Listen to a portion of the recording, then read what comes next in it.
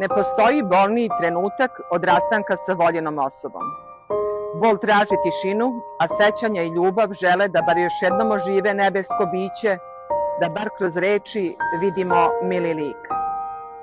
U ovoj tišini koja je jecaj naših duša, zajedno smo da ispratimo našu milu Lenku, devojku koja je bila svetlost, a iza koje je ostala beskrajna praznina. Draga naša Lenka, lepotice, pametnice, trenutak je i da je bude pretežan ovaj rastanak s tobom.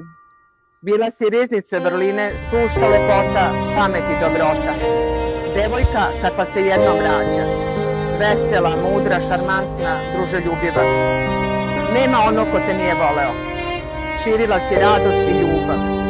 A kako bi mogla da budeš drugačija kada si bila zenica oka i snaga srca svojih roditelja, Maje i Rada, brata Dimitrije, tetke Mire, brake Mice i svih onih koji su te znali i voleli. Kobni trenutak je prekinuo tvoj ovozemaljski život i srušio sve planove, želje i snove.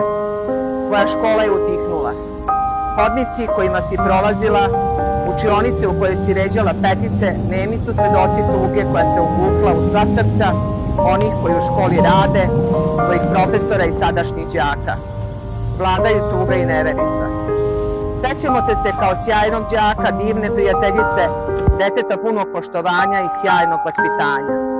Bila si oslonac porodici, drugovima, nosila si toplinu u rečima i iskrenost u pogledu.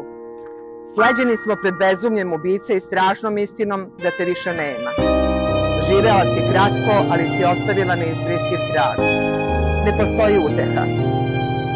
Neka nam svima vera u vaskrsenje i ponovni susret da nadu, jer sve je ovo previše bolno da bi bilo konačno.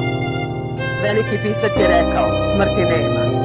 Želim da verujem da je to istina jer znam da je ljubav večna, a mi ćemo te čuvati u sećanjima. Živećeš u našim srcima i mislima do nekog ponovnog susreta u nekoj boljoj dimenziji.